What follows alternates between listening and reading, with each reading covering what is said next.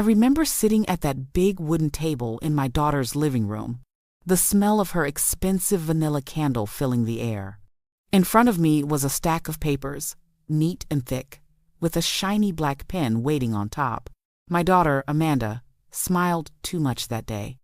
My son, David, kept looking at his watch as if time was running out. "Mom, it's just a few forms for your safety," Amanda said sweetly. "We just want to make sure you're comfortable." But I wasn't born yesterday. 70 years of living teaches you how to smell lies. And that day, I smelled something rotten. They thought they were clever, thought they could trick me into signing away my freedom and lock me in some nursing home. What they didn't know, what they could never imagine, was that the papers I signed weren't the ones they thought. I leaned back in my chair, my thin hands shaking only a little as I slid the pen across the paper. I kept my face calm, quiet, gentle the way they expected me to be. But inside, my heart pounded like a drum.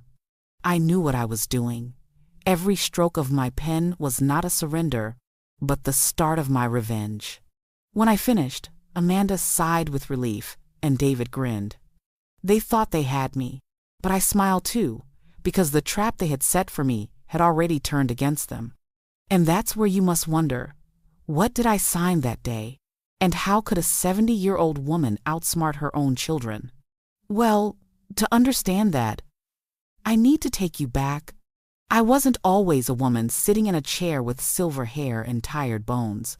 Once, I was a young girl full of dreams, running barefoot through fields, laughing at the sound of the wind. I grew up in a small town in Ohio, in a tiny house with peeling paint but a heart full of warmth.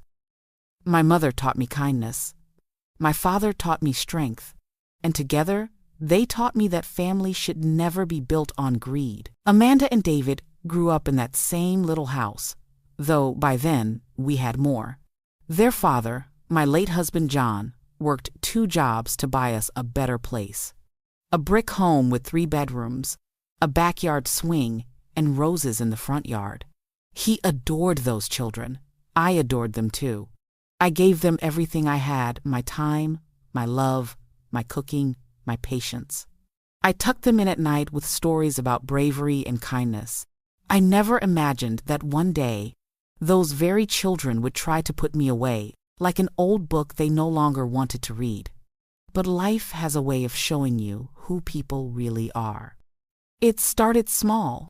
After John passed away, Amanda visited more often, always looking around the house as though she was counting things. "You shouldn't be alone, Mom," she would say. "This house is too big for you, don't you think?" David, on the other hand, was more direct. "You can't keep up with all this, Mom. Bills, repairs, everything, it's too much. A nursing home would make things easier." At first, I thought they cared. But then I noticed the way their eyes lingered on the furniture John built with his own hands, or the way Amanda asked about the value of the land behind the house. I knew greed when I saw it. Still, I tried to believe the best in them. A mother's heart always hopes. I kept living my life as best as I could. I baked pies for the church, watered my roses, and wrote in my diary every evening. Some nights, loneliness wrapped itself around me, like a cold blanket, but I carried on. Then one day, Amanda showed up with those papers. She was all smiles and soft words, telling me it was just a little legal protection.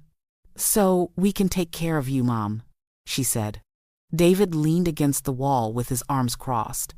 "It's just paperwork. Don't make it a big deal." But I knew better. What they didn't know was that I had already spoken to Mr. Thompson, the old lawyer who had been John's friend for decades. I had asked him questions. I had prepared. And on the day they tried to trick me, I was ready. But before I tell you what I signed, you should know what led me to that moment. Because revenge doesn't come out of nowhere, it grows, slow and steady, like a storm building on the horizon. It began one Sunday after church. I was in the fellowship hall, sipping tea, when I overheard Amanda whispering to Mrs. Riley, a neighbor. She can't live alone forever, Amanda said. We're planning something soon. It's for her own good, but, it'll help us too. I froze. For them, too? My heart sank. I realized right then that my children weren't worried about me. They were worried about what I owned. I went home that night with tears in my eyes. But I also went home with a plan. The following weeks, I acted the part of the gentle, frail old woman. I let Amanda drive me to the doctor. I let David lecture me about my safety, and I nodded as though I agreed with their every word. But inside, I was sharper than ever. I spent my evenings at Mr. Thompson's office, carefully drafting documents of my own, papers that looked similar, but with a very different meaning. And when the day came that Amanda placed her stack of papers in front of me, I slid mine in their place. They never noticed, and that's why, as I signed my name that day, I smiled. But I'm not going to tell you just yet what those papers really were. That will come in due time. For now, let me tell you what happened right after. Because no sooner had I put the pen down than something shocking happened, something I hadn't planned for. Amanda's husband, Mark, stormed into the room, holding a folder of his own, his face red with anger. He slammed it on the table so hard that the candle nearly toppled over. "You told me she already agreed," he shouted at Amanda. "Do you think I'm stupid? I know exactly what you're trying to do with her house." And in that moment, my secret revenge was almost exposed. Mark's voice thundered through the room, and for a moment, even Amanda froze. She had been so smug, so certain of herself, but her husband's sudden anger stripped that smile right off her face. "Mark, please," Amanda said quickly, her hands fluttering in the air like nervous birds. "It's not what you think." "Not what I think?" Mark cut her off, his eyes darting from her to me, and then to David, who shifted uncomfortably in the corner. "I saw the emails, Amanda. Don't lie to me. You and David have been plotting behind my back. You want to dump your own mother in some nursing home so you can split the house money between you. Do you think I wouldn't find out?" I sat there in silence, my heart thumping. I had never trusted Mark much. He was loud, greedy in his own ways, but in that moment, he was a wild card I hadn't expected. Amanda's face flushed red. "You don't understand, Mark. Mom can't take care of herself anymore. She forgets things. She's getting weaker." "I don't care." Mark slammed his hand on the table again. "This house is worth a fortune, Amanda. If you're going to make a move, I should have been in on it." And just like that, I realized something chilling. Mark wasn't angry because of what they were doing to me. He was angry because he hadn't been included. That cut deeper than anything else. These were the people I had raised, fed, clothed, and loved. And now they were circling me like vultures. I swallowed hard, forcing myself to keep calm. If they knew too soon what I had done with those papers, my whole plan would fall apart. So I stayed quiet, watching, listening, letting them fight. David finally spoke, his voice low but sharp. "Look, Mark, this doesn't concern you. This is between me, Amanda, and Mom." "Oh, it concerns me," Mark shot back. "Because if she signs that house over, I'm her son-in-law. That means I have rights too." Amanda groaned, covering her face. "Would you stop making this worse?" And that's when the less extreme days started rolling in. The next morning, Amanda came over alone, pretending as if nothing had happened. She brought me a plate of scrambled eggs and toast, her smile glued back in place. "Don't listen to Mark, Mom," she said gently. "He's just stressed about money. He didn't mean what he said."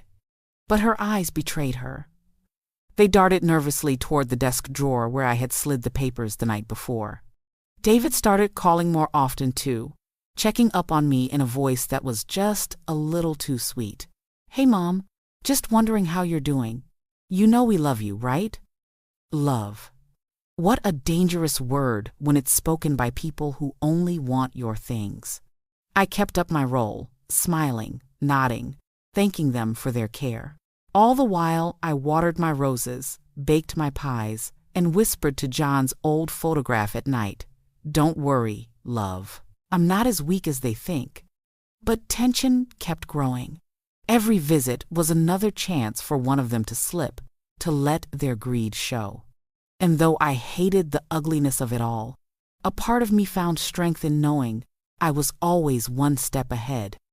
Then came the day of David's birthday dinner. Amanda insisted I join them at her house. "It'll be good for you, Mom," she said. "Family time." I went, carrying a fresh apple pie, pretending to be the fragile old woman they wanted me to be. The evening started soft laughter, wine glasses clinking, the smell of roasted chicken filling the air. I almost forgot the storm brewing under the surface. Almost. But as the night went on, I caught pieces of their whispers in the kitchen. "She hasn't figured it out yet," Amanda muttered. "Good," David replied. "As soon as the papers are filed, it'll all be ours." They didn't know I was standing by the doorway, pie knife still in my hand, hearing every word. I smiled politely when I walked in, pretending I hadn't heard. I placed the knife back down, my hand steady, though my heart was pounding again. And that night, after the candles were blown out and the laughter faded, the extreme storm finally struck. Because when I got home, there were two men in suits waiting on my porch. Their black car sat at the curb, headlights glowing. One of the men stepped forward, holding out a manila envelope with my name printed on it in bold letters. "Mrs. Williams?" he asked. "We're here on behalf of your children." I froze on the steps, the night air cold against my skin, and I knew whatever was inside that envelope was meant to end my freedom for good. The taller of the two men extended the manila envelope toward me. His face was unreadable, the kind of face trained not to give away anything. The shorter man stood behind him, arms crossed, watching me closely as though I might suddenly bolt like a rabbit. "This is official paperwork, Mrs. Williams," the taller one said. His tone was polite, but there was steel underneath it. "Your children asked us to deliver it directly to you." My fingers trembled as I reached for the envelope. Not because I was afraid of what was inside, but because I had to act afraid. I slid it under my arm and gave them a weak smile. "Thank you, gentlemen," I said softly. They tipped their hats, turned, and left. The black car rolled away into the darkness, leaving only the crickets singing in the night. I stood there on the porch for a long moment, staring down at the envelope. My porch light buzzed above me, flickering like even it was nervous. Finally, I went inside and sat at the kitchen table, the same table where my children once ate cookies after school, the same table where John and I had planned our future. Slowly, I opened the envelope. Inside were legal documents, thick, stamped with seals, written in words that were meant to intimidate. They wanted me to sign away my rights, giving Amanda and David full control over my house, my bank account, and my medical decisions. I closed my eyes, clutching the papers to my chest. For a brief moment, sadness washed over me, heavy and aching. How had it come to this? My own children, the very ones I raised with love, now treating me like a burden to be managed, a prize to be claimed. But then, another feeling rose up inside me stronger than the sadness, sharper than the fear. Determination. They thought I was helpless. They thought I had no fight left in me. But they were wrong. The next morning, I called Mr. Thompson, my husband's old lawyer. His voice was warm and steady, the kind of voice that made you feel safe. "Ah, Martha," he said when he picked up. "I've been expecting your call. Did they make their move?" "They did," I replied. "Two men in suits brought the papers last night." He chuckled softly. "Just as we planned. Don't worry, Martha. You're protected. They think they're pulling one over on you, but in truth, they've already walked into your trap." Hearing those words was like breathing fresh air. I wasn't alone. I wasn't weak. Still, the days that followed were heavy. Amanda called more often, her voice dripping with false sweetness. "Mom, did you get the papers? Don't stress yourself trying to read them. Just sign them, and everything will be fine. We'll take care of you." David stopped by with groceries I didn't ask for, stacking them neatly on the counter like he was auditioning for Son of the Year. But I saw the impatience in his eyes, the way he checked the mailbox, the way he peeked at my desk drawer when he thought I wasn't looking. I smiled, I nodded, I thanked them. All the while, I kept my secret close to my heart. Because what they didn't know was that the papers I had signed earlier weren't theirs at all, they were mine. Legal documents Mr. Thompson and I had prepared weeks in advance. Documents that gave me full control, not them. Documents that rewrote my will in ways they would never expect. But the time to reveal that truth had not yet come. I needed them to believe they were still in control. Days turned into weeks, and the pressure grew. Amanda's voice grew sharper on the phone. David's visits became shorter. His words clipped. Mark stopped coming by altogether, though sometimes I saw his car idling near the corner, as if he was watching the house from afar. Then one Thursday evening, just as I was pulling a tray of muffins from the oven, there was a knock at my door. Not the gentle knock of a neighbor, not the impatient rapping of my children. This knock was loud, forceful. When I opened the door, 2 uniformed police officers stood there. One of them, a young man with kind eyes, tipped his hat. "Mrs. Williams," he asked, "we've been asked to escort you to a care facility. Your children say it's for your safety." My heart dropped. This wasn't just paperwork anymore. This was them trying to take me away by force. And as I stood frozen in that doorway, the muffins cooling behind me, I realized my time to stay quiet was running out. The officers stood tall on my porch, their radios crackling softly in the night air. One of them, the young man with kind eyes, looked almost apologetic. The other, an older man with a square jaw and cold stare, seemed more than ready to haul me out by my elbow. "Mrs. Williams," the younger one said again, "we've been told this is for your well-being. Your children are concerned about your ability to live alone safely." My throat tightened. For a moment I felt 70 years of weight pressing down on me, every wrinkle, every ache in my bones, every lonely night since John had passed. I could almost hear Amanda's voice echoing in my head. "It's for your own good, Mom." But then I remembered John's laughter, the way he used to tell me, "Martha, you've got more fire in you than 100 men." And just like that, my spine straightened. "Officers," I said calmly, "would you mind showing me the order you're acting on?" The older one pulled a folded paper from his breast pocket and handed it to me. My hands didn't shake as I unfolded it. I scanned the lines quickly. It was a court order, temporary guardianship granted to Amanda and David. I smiled, though inside my heart was racing. "I see," I said softly. The younger officer tilted his head. "Ma'am, will you come with us peacefully? We don't want to cause a scene." I looked him right in the eye. "No," I said simply. The older officer stiffened.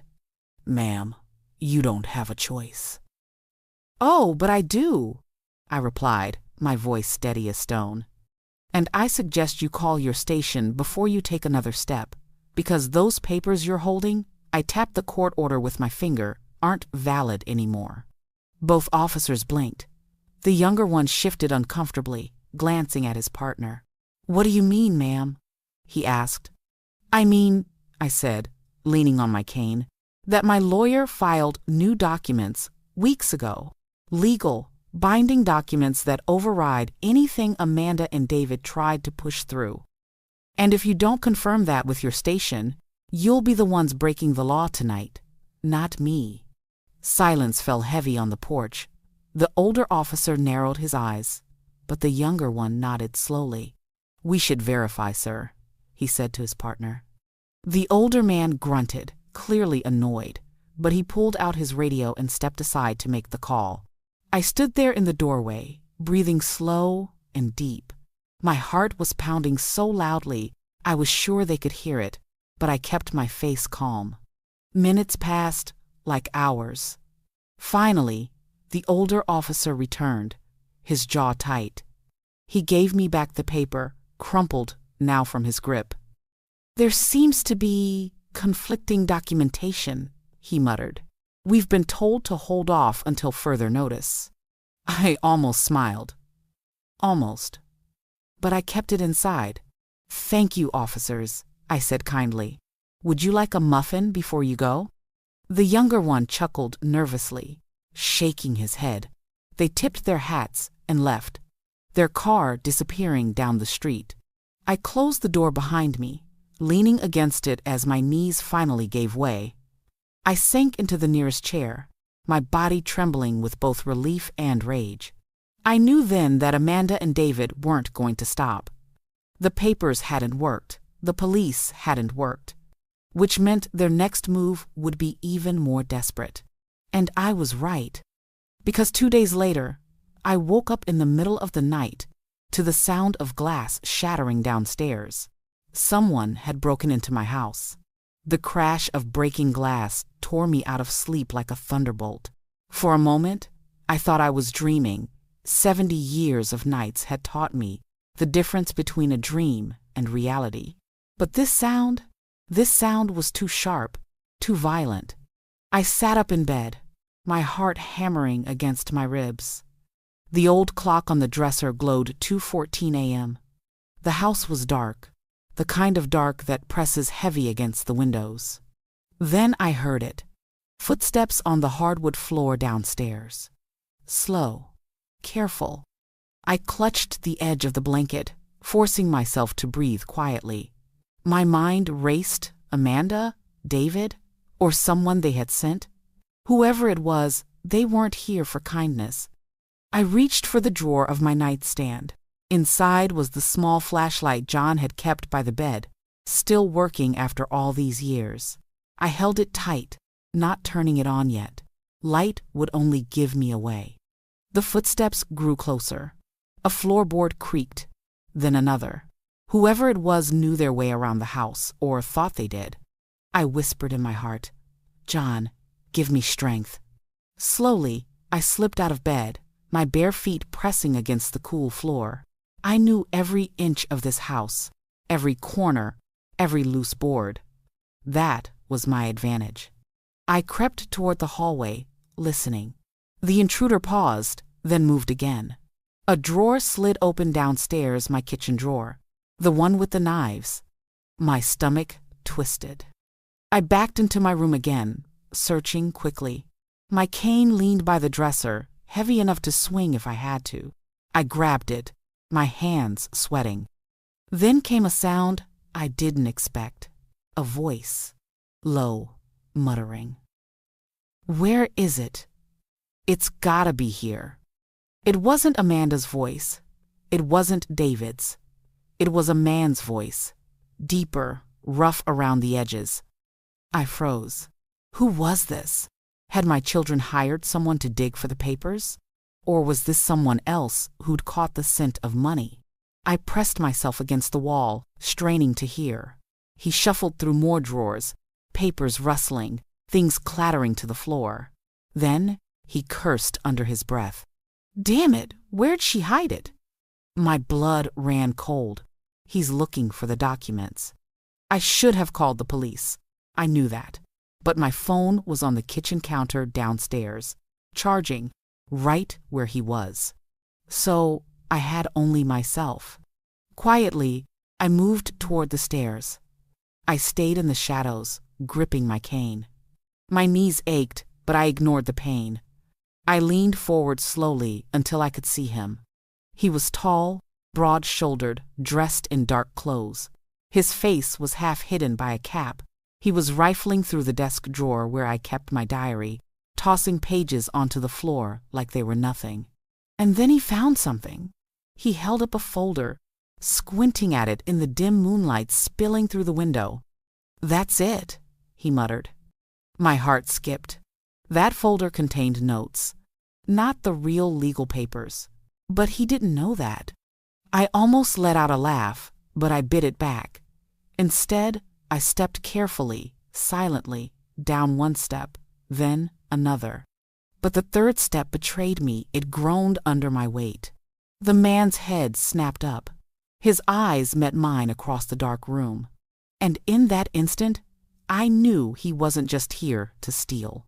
Because in his other hand, glinting faintly in the moonlight, was a knife. The blade caught the moonlight as he lifted it, and for a moment, the house seemed to hold its breath. My cane trembled slightly in my grip, but I steadied it with both hands. I wasn't just a 70-year-old woman standing at the foot of the stairs. I was a mother, a widow, a survivor. "Put it down," I said firmly, my voice louder than I expected.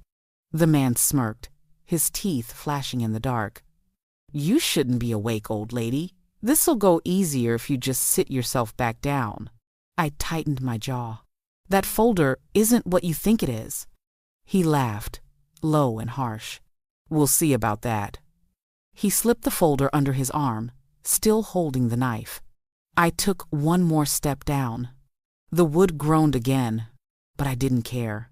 "If Amanda and David sent you, tell them they made their biggest mistake yet." His smirk faltered, just a flicker, but I caught it. "Lady, I don't know what you're talking about. I'm here for what's mine." Mine. The word stuck in my mind like a thorn. Was he lying? Or was this about more than just my children's schemes? We stared at each other across the living room, the silence so sharp I could hear my own heartbeat. My grip on the cane tightened. If he came closer, I'd swing. But instead of moving toward me, he moved toward the door. "Stay out of my way," he growled. "Or next time, I won't just be looking for papers." And just like that, he was gone, slipping out through the broken glass, his footsteps fading into the night. I sank onto the bottom step, my breath shaking. My whole body quivered, but not just from fear, from rage. Someone had broken into my home, threatened me with a knife, and walked away with what he thought was my future in his hands. I sat there until dawn, watching the sun rise through the shattered window. When the first light spilled across the floor, I gathered the scattered diary pages and tucked them back into place. Then I brewed myself a strong cup of coffee and whispered to John's picture. "They think I'm weak, but I'm not done yet." The day passed slowly, every creak of the house making me jump. Amanda called once, cheerful as ever, but I cut the call short. I needed time to think. Who was that man? Was he one of theirs, or someone else who had caught wind of the property? That evening, Mr. Thompson came by. When he saw the broken window, his face darkened. "Martha, this is serious," he said, setting his briefcase on the table. "It's not just your children anymore. Someone else wants what you have." I nodded. "And they think they already have it." He opened his case, pulling out a thick stack of documents. "Don't worry, these are the originals, safe, locked, and airtight. What that man stole was worthless." Relief washed over me, but only for a moment, because deep down, I knew this wasn't over. That night, I sat in my armchair, staring at the darkened window now covered with cardboard. I thought of Amanda, of David, of the man with the knife. Greed had turned my family into strangers, and now strangers were circling too. And just when I thought the night would pass in quiet unease, the phone rang. I picked it up, my voice steady. "Hello?" A pause. Then a voice I hadn't heard in years. Rough? Familiar? "Martha," the voice said. "It's me, your brother. We need to talk. They're not the only ones after you." My blood ran cold. For a moment, I couldn't breathe. The voice on the other end of the line sounded like gravel dragged across pavement, older, heavier but still recognizable. "Edward?" I whispered. "Yes," the voice replied. "It's me." I gripped the phone tighter. My brother, my only brother, the same man I hadn't spoken to in over 30 years. "What do you want?" I asked, my words sharp. "I want to warn you," he said. "What's happening to you, it isn't just Amanda and David. There are people watching that house. People who've been watching for a long time." My hand trembled, the receiver heavy against my ear. "How do you know that?" He sighed, long and weary, "Because I used to be one of them." The room spun for a moment. I sat down slowly in my chair, staring at John's photograph on the mantel. My brother, my own flesh and blood, had been part of whatever danger was circling me? "Why now?" I demanded. "Why call me after all these years?" "Because they're getting desperate," he said quietly. "And if they find what I think you have, they won't just trick you into a nursing home. They'll make sure you disappear altogether." I froze. His words clawed at my chest. "Meet me tomorrow," Edward continued, "at the diner on Maple Street, 11 o'clock. Don't tell your kids. Don't tell anyone." Before I could reply, the line went dead. I sat in silence, the hum of the phone still buzzing in my ear. My brother, alive, in town, and somehow tangled in the mess, threatening to swallow me whole. The night stretched long, and my mind stretched longer. Memories of Edward flooded back. 2 children running barefoot through the fields, stealing apples from Mr. Henderson's orchard, laughing until our bellies hurt. But then, darker memories too, him falling into the wrong crowd, the arguments, the betrayal that split our family apart. I didn't sleep that night. When morning came, I dressed carefully, slipping on my old navy coat, the one with the deep pockets.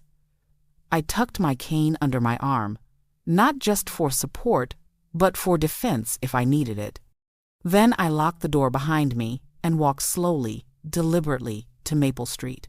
The diner looked the same as it always had: red booths, a chalkboard menu, the smell of frying bacon drifting out the door, and there, sitting in the corner booth, was Edward. His hair was white now, his shoulders stooped, but his eyes were still the same sharp blue I remembered. "Martha," he said softly as I slid into the booth. "Edward," I replied, my guard up. For a while, we just looked at each other, 2 old souls, with decades of silence between us. Then he leaned forward. "What Amanda and David are doing, that's only part of the game. There are bigger hands at play, and if you don't listen to me, you'll lose everything." "Bigger hands?" I asked. "What are you talking about?" He lowered his voice. "Do you remember the land Dad left us? The deed that went missing after he died?" My stomach twisted. Of course I remembered. The land in the countryside, hundreds of acres, vanished from the family records after Dad passed. John and I had searched for answers, but the papers had simply disappeared. Edward's eyes darkened. That land didn't vanish. It was stolen. And the people who stole it think you still have the proof that could ruin them. I felt the blood drain from my face. "Edward, are you saying—" Before I could finish, the bell above the diner door jingled. 2 men in suits walked in, scanning the booths with hawk-like eyes. And when their gaze landed on me and Edward, they started walking straight toward us. The black sedan idled across the street like a predator waiting for its prey. Its dark windows gave away nothing, but I could feel eyes locked on me and Edward. My hand tightened around my cane. "They're out there," I whispered. Edward's jaw clenched. "I see them." The young waitress hovered nearby, worry etched across her face. "Do you want me to call someone? The police?"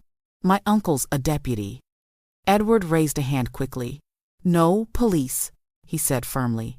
"It'll only make things worse." Her eyes widened, But she didn't argue. She just gave me a look, soft, protective, like a granddaughter I never had. "Be careful," she said before hurrying back behind the counter. Edward leaned close to me. "Listen, we can't walk straight out there. They'll follow us, maybe worse. We need another way." "Another way?" I asked. He nodded toward the back of the diner. "There's an alley exit. We'll slip out, circle around, and take the bus on Main Street. They won't expect it." I studied him for a moment, searching his face for any trace of the brother I once knew. There was weariness there, yes, but also a spark of determination. I didn't know if I could trust him, not fully, but I didn't have a choice. "All right," I said softly. "Let's move." We slid out of the booth. I kept my cane steady, hiding the tremor in my hand. Edward led the way through the narrow hallway past the bathrooms, pushing open a heavy metal door at the end. Cold air rushed in, carrying the sharp smell of garbage and damp brick. The alley was quiet, except for the distant rumble of traffic. No black sedan in sight. "Come on," Edward urged. We moved quickly, or as quickly as my legs allowed. My cane clicked against the pavement, each sound echoing like a warning. My breath came short, but I pressed on. I wasn't going to let fear slow me down. At the far end of the alley, Edward peeked around the corner. "Clear. Let's go." We slipped out onto Main Street, blending into the small crowd of shoppers and workers. I spotted the bus stop ahead, its bench worn, a mother rocking her baby in the shade of the shelter. Relief flickered in my chest. Maybe, just maybe, we'd made it. But then, the low growl of an engine cut through the noise. I turned my head. The black sedan had found us. It crept slowly down the street, its tinted windows rolling down just an inch. My blood turned to ice. Edward's voice was sharp. "Don't stop.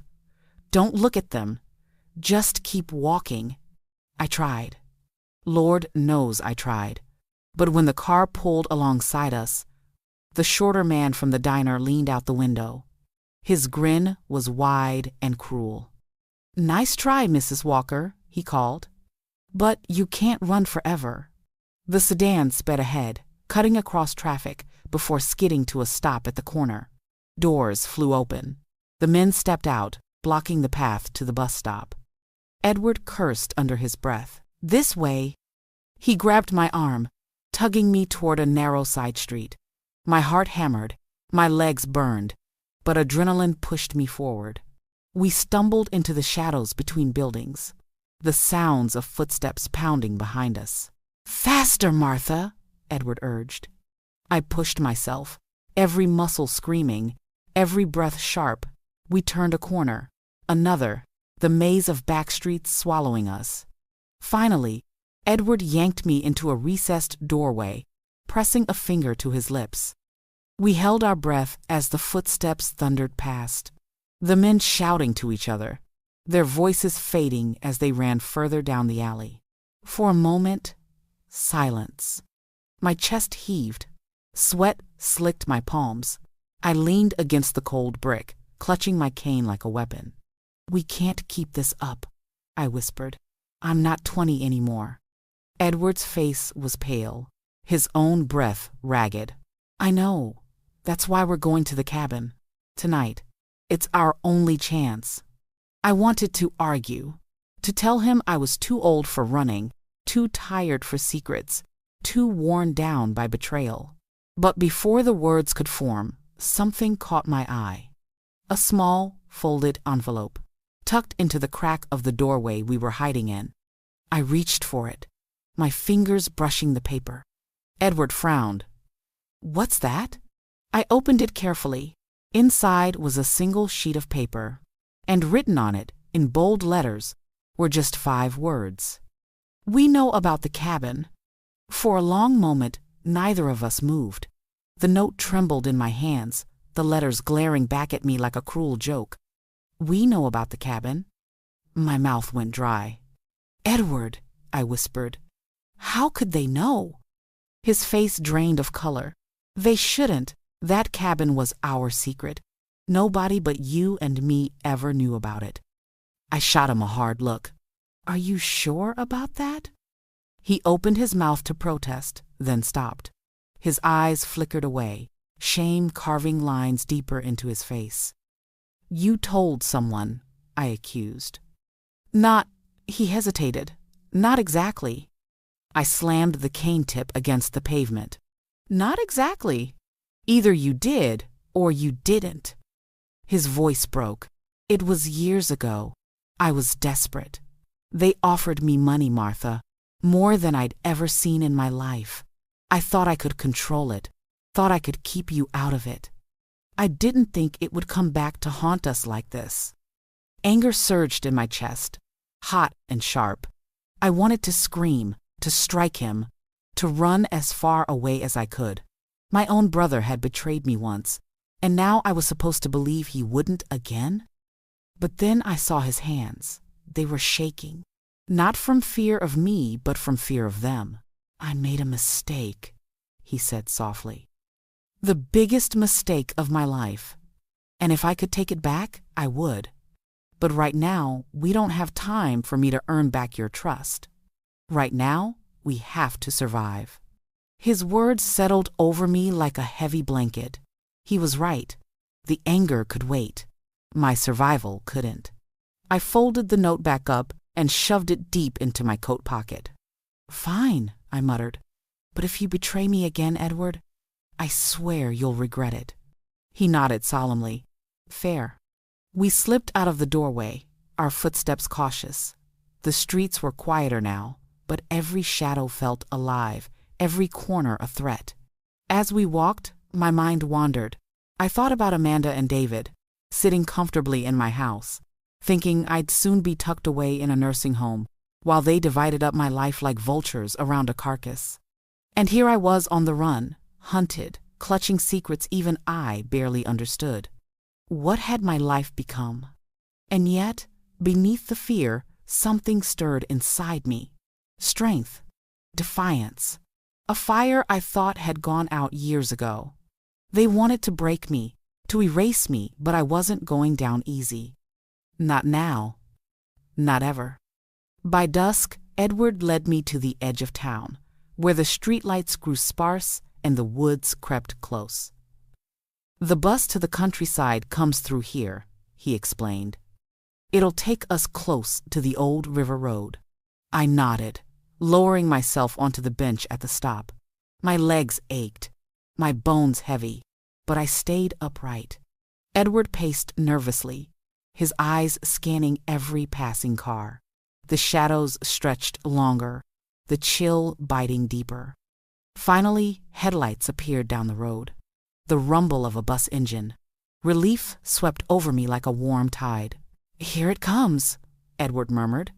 The bus slowed, its brakes hissing as it pulled to a stop. The doors creaked open. But before we could stand, before we could take that one step toward safety, another engine roared to life. From behind us, tires screeched. I whipped my head around. The black sedan came hurtling down the road, straight toward the bus stop. The screech of tires cut through the night like a scream. Get down, Edward shouted. Before I could react, he yanked me off the bench. We hit the ground hard, my cane clattering against the pavement as the black sedan swerved dangerously close. The bus driver slammed the horn, a thunderous blast that shook my bones. The sedan braked hard, its tires spitting smoke. The doors flung open, and the two men leapt out, their suits no longer neat, but rumpled from the chase, their eyes locked on me. Run! Edward barked, grabbing my arm and pulling me toward the open bus. The driver's eyes went wide as he realized what was happening. Move, lady! Get inside! I scrambled up the steps, my heart hammering so loud I thought the whole street could hear it. Edward pushed me in behind him. The driver didn't wait. He slammed the doors shut and stomped on the accelerator. The bus lurched forward, just as the shorter man slammed his fist against the glass. His face twisted with rage as we pulled away, his voice muffled but clear enough. You can't hide forever. The bus roared down the road, leaving the sedan shrinking in the distance. I collapsed into a seat, my chest heaving, my hands shaking so badly I could barely hold my cane. Edward dropped beside me, sweat dripping from his forehead. For a long while, neither of us spoke.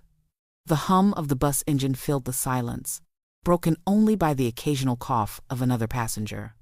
Finally, I turned to him. They were ready to kill us. Edward nodded grimly. And they still might. That's why the cabin is our only chance. I leaned back, my body aching in every joint. If we even make it there alive. We rode in silence, mile after mile, the town lights fading behind us, swallowed by the dark stretch of countryside. My thoughts wandered back to Amanda and David. Did they know about these men?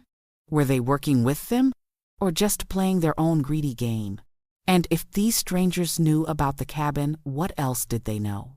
An hour passed.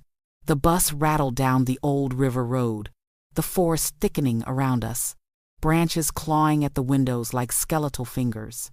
Finally, the driver called out, "Last stop!" We stepped off into the cold night air.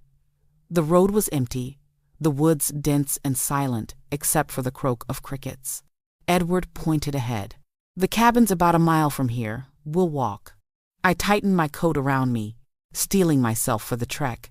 The bus pulled away, its taillights vanishing, leaving us alone in the dark. We moved slowly down the gravel path, my cane crunching softly against the stones. The night air smelled of pine and damp earth, the kind of smell that carried me back to childhood summers. For a fleeting moment I almost felt safe. But then Edward froze. I followed his gaze and my blood ran cold. Up ahead, barely visible through the trees, a light flickered. The cabin window, and someone was already inside. The sound of footsteps outside snapped through the cabin like a gunshot. Edward froze, his hand tightening around the edge of the table. The bearded man's eyes flickered toward the window, calm but sharp. "They're here," he muttered. I clutched my cane, my breath shallow. The air felt heavy, like the whole cabin was holding its breath with me. Through the window, I caught a flicker of movement, dark shapes slipping between the trees. 1, 2, no, at least 4. "They've surrounded us," Edward hissed. The stranger stood, his chair scraping the floor. "Then we don't have much time." He crouched low, pressing his hand flat against the wooden boards. His fingers brushed over a seam so faint I would have missed it. He lifted one plank, then another, until a narrow opening appeared in the floor. "There," he said, his voice low but firm. "What you've been looking for, Martha. What they've been chasing you for." I peered down into the darkness. Something glimmered faintly beneath the floorboards. An old metal box. Edward's eyes widened. "That's Dad's box." The stranger nodded. "The proof, the land, deeds, and more. Enough to bring them down." My heart slammed against my chest. After all these years, the truth, the missing pieces, the stolen land, the reason my children and those men were so desperate, was right there. But before I could speak, a voice rang out from outside. "Martha Walker." I stiffened. It was the taller man. His tone was smooth, but his words carried sharp edges. "We know you're in there. Come out now, and nobody has to get hurt." The stranger closed the floor just enough to hide the opening, his expression grim. "You step outside, you'll never come back. They're not here to talk." Edward moved closer to me, his voice low. "We have to decide, Martha. Trust him, or take our chances out there." The cabin walls seemed to close in, the pounding of footsteps drawing nearer, the creak of the porch boards groaning under heavy boots. Then, bang. The front door shook violently, a boot slamming against it. Once, twice. Splinters cracked. The stranger pulled a pistol from beneath his coat, setting his jaw. "No more time. They're coming in." My body shook, but I forced myself to stand tall, clutching my cane like a weapon. Because whether I trusted him or not, one thing was clear. The battle was no longer outside. It was here. The third kick sent the door flying open, splinters scattering across the floor. Cold night air rushed in with two men silhouetted in the doorway shadows with guns drawn. "Stay where you are," one barked. His voice was sharp, commanding. The stranger didn't flinch. His pistol was steady, his eyes locked on theirs. Edward stepped in front of me, shielding me with his arm, though I could feel the tremor running through his body. The taller man, the one who had called my name earlier, smiled as he stepped inside. "Well, well, I was wondering how far you'd run, Martha." His gaze slid to the stranger. "And you, still alive, I see. Figures." The bearded man's jaw tightened. I should have finished this years ago. My mind whirled. Did they know each other?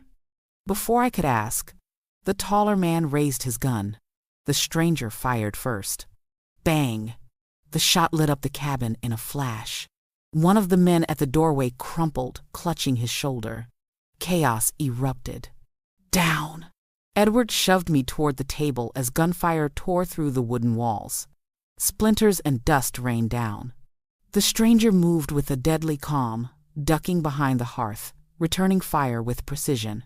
Each crack of his pistol was followed by shouts and curses from outside. But there were too many of them. Boots thundered across the porch. More shadows poured through the doorway. Edward grabbed a poker from the fire and swung wildly at the first man who charged in. The iron connected with a sickening thud, sending the attacker sprawling. Another lunged for me. Instinct surged through me. I raised my cane and struck hard. The man yelped, stumbling back, cursing an old woman's strength. "Get the box!" the taller man roared. "Now!" My heart stopped. They knew about it. Edward glanced at me, panic flashing in his eyes. The floorboards, the secret. It wasn't safe anymore. The stranger shouted over the noise. "Martha, decide! Do we run with it or burn it before they take it?" The cabin roared with gunfire, fists, and chaos, but his words cut through everything. The box, the deeds, the truth. Everything came down to my choice. The sight of that flickering light froze me in place. The cabin, our cabin, the one no one was supposed to know about, wasn't empty. My voice came out in a whisper. "Edward, someone's in there." He swallowed hard, his breath visible in the cold air. "Stay behind me." We crept closer, the crunch of gravel underfoot, masked by the rustle of the trees. As we drew near, the outline of the cabin came into view. Weather-worn logs, a sagging porch, and a single window glowing faintly from a lantern inside. Edward motioned for silence. We crouched behind a fallen log, peering through the underbrush. A shadow moved across the window. Tall, broad-shouldered. Whoever it was, they weren't Amanda or David. Edward clenched his fists. "They got here before us." My heart pounded. "Then it's a trap." He shook his head slowly. "Or it's a warning." We waited, the minutes stretching into what felt like hours. Finally, Edward leaned close and whispered, "We can't just sit here. We need to know who it is." I grabbed his arm. "And what if it's them? The men from the diner?" His jaw tightened. "Then we deal with it." Before I could argue, he stood and began moving toward the porch. My chest seized with panic, but I forced myself to follow, every step heavier than the last. The wooden boards creaked beneath our feet as we climbed the porch. Edward reached for the door, hesitated, then pushed it open slowly. The hinges groaned. Inside, the cabin smelled of dust and damp wood. The lantern sat on the old table, its flame sputtering. And beside it, a man. Not the ones from the diner. Not anyone I recognized. He was older, perhaps in his late 60s, his beard streaked with gray, his clothes rough and worn. His eyes, sharp and weary, snapped toward us the moment the door opened. "You took your time," he said flatly. I froze. "Who are you?" He didn't answer right away. Instead, he leaned back in the chair, folding his arms. "The one who's been keeping you alive without you even knowing it." Edward stiffened. "That's impossible. Nobody even knew about this place." The man gave a bitter laugh. "Nobody? Edward, you've always underestimated how far their reach goes." I clutched my cane tighter. "What do you mean by keeping me alive?" His eyes softened just slightly as he looked at me. "Because, Mrs. Walker, the only reason you're not already in the ground is because I made sure they were told to wait, to watch, to corner you instead of killing you outright." The room spun. "Why?" "Because you have something," he said slowly, "something that could destroy them, and I need you alive long enough to find it." Edward's face twisted with anger. "You're with them." The man's expression didn't change. I was, not anymore. Let's just say I know too much, and they don't trust me either. Which means right now, Martha, we're on the same side. Silence filled the cabin, heavy and suffocating. "Why should I believe you?" I asked. He leaned forward, his voice dropping to a whisper. "Because I know exactly what's hidden beneath this floor." Edward and I exchanged a look, both stunned. And before either of us could speak, the sound of snapping branches echoed outside. Footsteps. More than one. They had found us. The fire crackled in the hearth, but all I could hear was the pounding of my heart. The taller man's voice thundered again. "The box, Martha, now!" Edward's grip on the poker shook. The stranger's pistol clicked empty, and the cabin walls shuddered from bullets ripping through them. Time felt suspended, just me, them, and the truth buried beneath my floorboards. I looked at Edward, then the stranger. "If they get it," I whispered, "my life, everything I fought for, will be gone."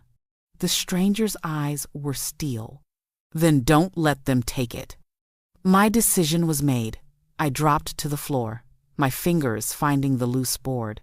I pulled it up, revealing the metal box, its weight heavy with secrets. The taller man's face lit up with greed. He stepped forward, ignoring the chaos. Yes, hand it over." But instead of lifting it to him, I dragged it across the floor and shoved it straight into the fire. Flames licked at the edges immediately, eating away at the papers inside. "No!" His scream was primal. He lunged for me. The stranger intercepted him mid-stride, slamming him into the table. Edward swung the poker again, striking another intruder. The cabin was a blur of fists, fire, and fury. The taller man clawed toward the hearth, desperate to save the burning box, but I yanked him back with all the strength left in my 70-year-old arms. "That's mine," I spat, my voice shaking with rage. "You don't own me." The fire roared, consuming the last of the deeds and forged contracts. Every trick, every scheme, every piece of paper they thought would bind me, it all turned to ash before their eyes. By the time the stranger pinned the taller man to the floor, smoke filled the room. Sirens wailed in the distance. Blue and red lights flashed through the shattered window. Police stormed in seconds later, guns raised, shouting commands. In the confusion, the attackers were disarmed and dragged outside. I sat on the floor, coughing from the smoke, Edward's arms wrapped tight around me. The stranger leaned against the hearth, sweat streaking his face, eyes still sharp. One officer approached me gently. "Ma'am, are you all right?" I nodded slowly. My voice was hoarse but steady, better than I've been in a long time. The taller man snarled as he was shoved into the back of a cruiser. "This isn't over, Martha. You'll regret this." But I only smiled, tired but triumphant. "No," I whispered. "You will." Weeks later, the papers made headlines. Elderly woman outsmarts family in property scam, criminal ring busted. Investigators uncovered layers of fraud, money laundering, and even intimidation tied to my so-called family's plot. The men who stormed my cabin were all connected. Edward stayed by my side through it all, loyal as ever. The stranger? He vanished after the police took statements, leaving behind only a name scribbled on a piece of paper: Daniel. Maybe I'd see him again, maybe not. But as I sat on my porch one sunny morning, Cain resting beside me, I realized something important. They had tried to trick me, bully me, and break me, but I was still here, not just surviving living, because strength doesn't fade with age. Sometimes it grows sharper. Sometimes it waits for the right moment to strike back. I looked out at the rising sun and whispered to myself, a smile curling on my lips. They tried to trick me into a nursing home, but the papers I signed weren't what they thought. And now, they'll never forget it. The wind carried my words across the hills, and for the first time in years, I felt completely free.